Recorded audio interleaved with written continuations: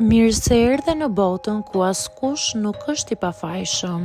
Sekrete shqiptare, vendi ku rrëfimet më të thella, më të ndaluara dhe më të pathëna të shqiptarëve marrin zë. Na bëni subscribe për histori të ndryshme.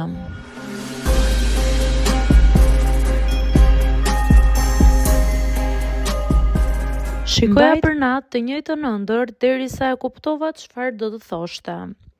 Që prej fillimit të vitit të kaluar, gjumi im nuk është më i dikurshmi. Ndihem sikur çdo natë bie në një botë që nuk e kontrolloj dot. Unë quhem Emanuela, 22 vjeçe, studente dhe për gati 3 muaj rresht kam parë të njëjtën ëndër, të njëjtën sken, të njëjtën frikë, derisa një ditë e kuptova se çfarë po më paralajmëronte Zoti. Gjithmonë nis njësoj, jam duke ecur në një korridor të gjatë dhe të errët.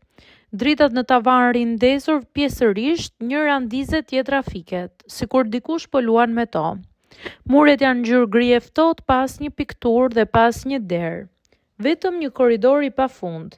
Hapat e mia tingëllojnë si të jenë të huaja dhe jo të mijat, sikur unë po eci, por hapat i bën dikush tjetër. Në fund të korridorit shfaqet një hije.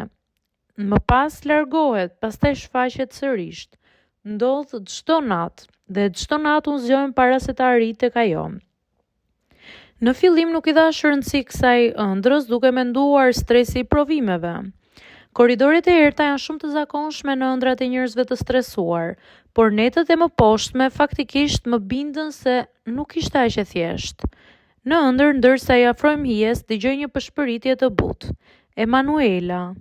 Ngrihem nga gjumi me zemër që më re aq fort për ditë. Askush nuk e kishte përmendur emrin tim më parë në ëndër.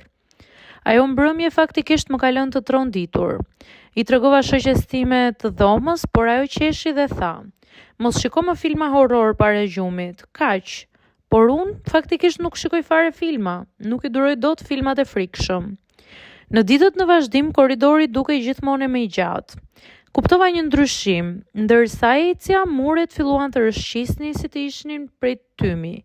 Kishte momente ku unë ecja dhe nuk e dija më nëse ishin mure apo mjegull e trash.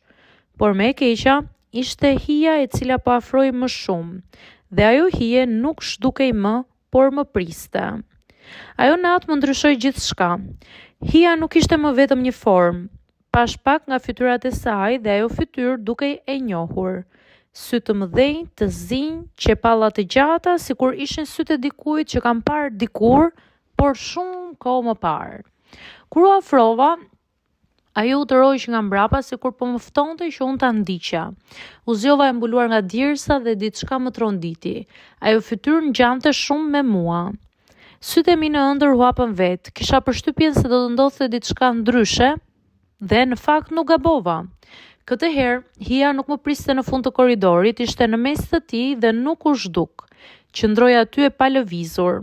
Kur i afrohem, ajo ngre dorën dhe ma drejton mua. E njëjta formë, e njëjta madhësi, ishte sa dora ime. Pse po më ndjek, bërtita unë në ëndër. Për herë të parë ajo foli qartë. Po të ndjek sepse ti harron. Ajo natë ishte e vetmja kur u zgjova duke bërtitur. Komshinjtë e katit po tundin derën e dhomës time nga frika.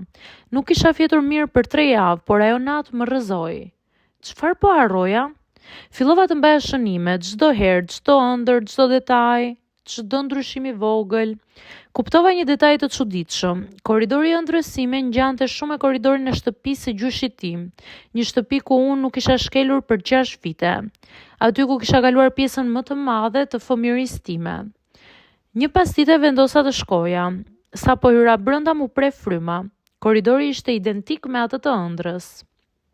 Tavani ulët, i gjatë, gri, i heshtur, era e rënde shtëpisë së vjetër më goditi si një val. Zgjova një dritë, u drodha në vetvete, eca ngadalë, këmbët më dridheshin, në fund të korridorit dukej dera e bodrumit e mbyllur.